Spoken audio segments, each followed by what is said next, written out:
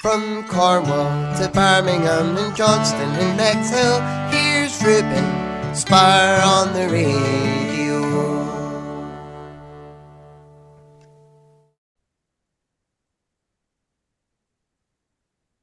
Hello to Southpaw. How are you today? I'm doing well, Ruben. How are you? I'm very well, thank you. Um, so are the rest of your bandmates busy today? Yes, indeed. Unfortunately, we're all over the place. We can't always be together in the same room. Sometimes we even have to work on music from three different locations, but we make it work. That's how we recorded our first album during the pandemic.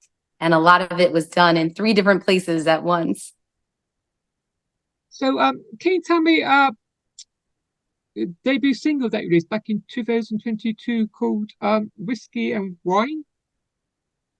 So that single is off of our new album. This is our second album. It's called Drugstore Candy. And whiskey and wine, it's the wine is spelled WHINE because it's all about the hangover you get from having too much whiskey, too much fun, too much flirting. It's a real flirty song and we love it. So I guess did you do record that in studio or was it like at your We home like did, place yes. once? So that was all done in studio. Yes, that was done in studio, as was everything else on the album. There are 11 tracks. Some of them were released over the past 2 years. We kind of slowly released, I think, about 4 of the singles. And then the rest of the songs are all brand new on the album. And even those 4 songs that had already been released have been remastered on this album. We'll chat about them shortly. So what was it like going into the recording studio when you first went there?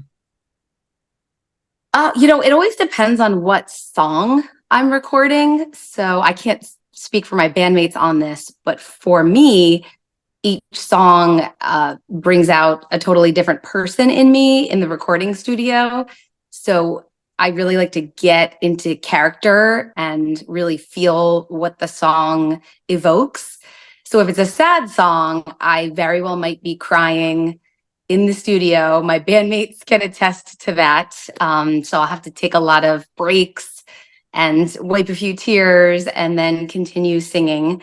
And then sometimes I'm trying to be fun and flirty in the studio. And sometimes what would seem like it would be the easiest song can be really tricky because I tend to be a belter. And if I have to sing more quietly, more subtly, I'm not a very subtle person in my personality. So sometimes the ones that I go in thinking, oh, this is going to be easy, I'm going to get it in one day. It ends up taking several times going back into the studio to record that song. So for example, Drugstore Candy, the lead single off of this current album that just dropped. If you listen to it, there's no crazy high notes, no very long held notes, but it's a real subtle, understated performance. And I found that to be a little tricky. So it just depends on the song, what comes out in the studio. So what was it like working with your producer? So our producer is actually also one of my bandmates, which Okay. is Sean Garnhart, and his nickname is Squack. He does most of the production on our albums, and he's absolutely phenomenal at it. He's also a sound engineer for movies and TV. He's won an Emmy Award. So this guy really knows what he's doing. And then we also had the help of our record company, Deco Entertainment, this time around. They are actually in charge of releasing this album and distributing it. And they also gave us so much helpful feedback and hand-holding along the way while we recorded this one. So what was it like with a small independent record label? What's that like? Well, I'm kind of learning what it's like now as we go along, since this is our first album with them.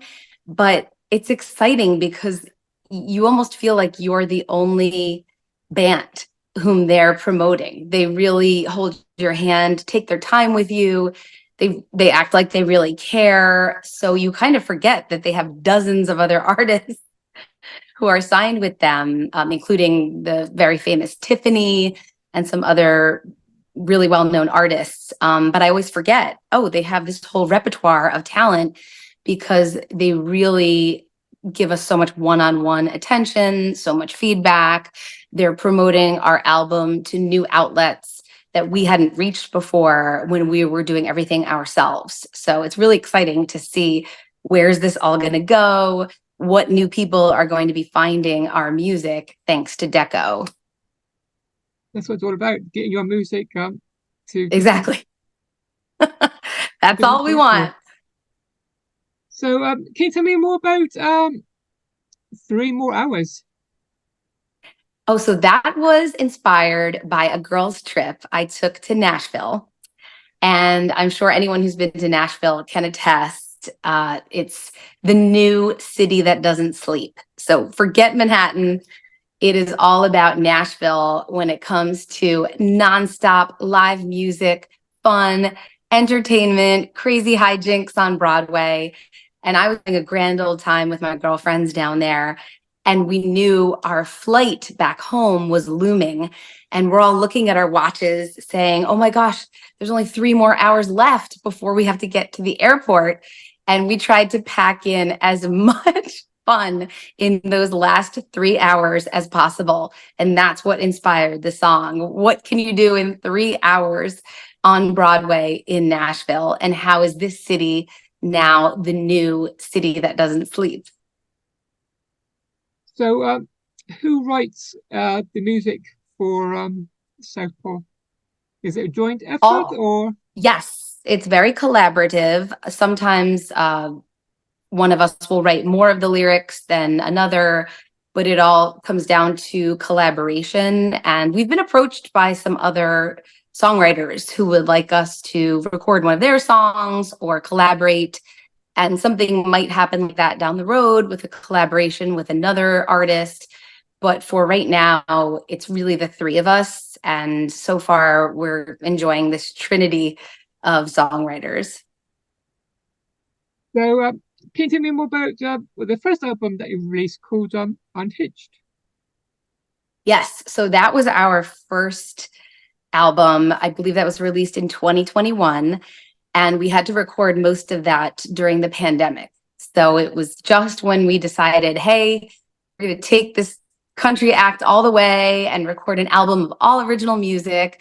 And then boom, the pandemic happened and we were forced to really get creative with how we were recording that album because we couldn't always be together at the same time. And even when we were together recording a music video for one of the songs called Within You, we had to socially distance, we had to wear masks. New Jersey was very strict about the rules governing that type of thing. So the amount of effort it took us to create, produce, and distribute that album all on our own with no record label amid a pandemic. It's mind-blowing now when I look back. I kind of can't believe that we did it, but we did do it. It ended up making number 3 on the Amazon Hot Country Releases chart back then. And since that one ended up surprising us with how well it did, it just gave us even more momentum to keep going, keep writing new stuff, and record new music. So that must have been quite hard doing the pandemic, not being out gigging and stuff. Yes, the gigs were very few and far between that first year. And I was worried about that at first. Like, are we ever going to get back to gigging? But by the summer after, we were back in full force to gigging. And this summer, we've got quite a big lineup of performances. I can't wait to perform this new album for people. I'll just chat about that shortly. So can you tell me the latest single that released called Breaking Up with Broken? Yes. So what we like to do, Ruben, is take a song genre that is very common, okay? A breakup song, a heartache song. And we always like to give it a little Southpaw twist. Like, how can we make this different from every other breakup song out there? And with Breaking Up with Broken, it's more about breaking up with the feeling of being broken. It's not necessarily about the person. In fact, when I recorded it in the studio, I wasn't even thinking about a former lover. I was thinking about a different important person in my life who I felt had hurt me, and I wanted to break up with that feeling of being broken. And so the end of that song ends up being very hopeful, really kind of turns it around and is an empowering anthem by the end of it. So I think that's how we made a heartache song a little different from what's out there. So, how did Southpaw get their name? I guess is it to do with a guitar, maybe? It really doesn't. You would think it would, but because we are so literary, we actually use it as a metaphor. When we first started on the scene, people were very hesitant to embrace a country band from New Jersey. And, that wasn't a common thing at the time. And we like to say we're the switch hitter, the Southpaw of country music, where we surprise you with the fact that we are indeed from the Northeast coast of America. And we have just as much talent and just as much country heart as anyone from the South or anywhere where country music is traditionally thought of as a popular genre. So, can you tell me more about your latest album that just released called Drugstore Candy? Yes. So this song, I think I mentioned, has 11 tracks. This is our first album that has a cover song on it. We, again, Southpaw, just sort of doing something you wouldn't expect. We took a 90s, would you call it pop song by No Doubt called Just a Girl. I don't know if you know that song, but yeah. So we actually countryfied that song, and that is our first cover that we're so excited and hoping that radio stations really pick it up this year.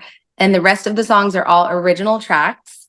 There are some real bangers on this album that will make you want to, pump your fist in the air. And there are also a couple real heartfelt songs that will punch you right in the gut. There's a song called Can You See Me that was inspired by a really good friend of mine who lost her husband and son last year. And it really got me thinking about what it must feel like to lose someone and to wish that they could still see you, hear you, feel you. And so that song, I'm kind of dreading performing that one live because I know I'm going to be bawling, Ruben. But it's a nice variety on the album of really fun songs, empowerment songs, and then some songs that will send a tear down your eye. Bring out the tissues. Yes. So, what kind of gigs you got lined up for this summer? We have a nice variety where some are big festivals, like the Gloucester County Fair that we're headlining is this big old-fashioned fair in New Jersey. So much fun. And you get a real big crowd at those types of things. And then we're also doing some shows in bar type of venues because you really got to hit every type of venue in order to share your new music.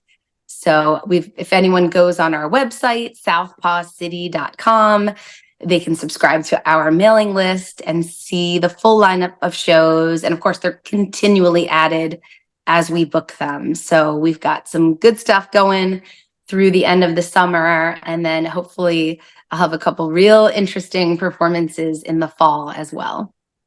So have you any thoughts about coming over to the UK and Europe in the future? I would absolutely love it. I would love it. I think that it would have to be a festival to make the trip across the pond worth it, but I have definitely considered it. And I'm hoping maybe 2024, if not 24, 25 would be the year when we can get over there and meet our UK fans. I would absolutely love it. Yeah, because new countries getting very popular in the UK. Yes.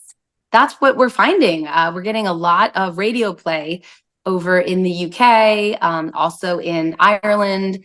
So I'd love to make it over there and meet the folks in person. Let's hope. Some great venues in the UK. Ooh, you'll have to tell me which ones to hit up.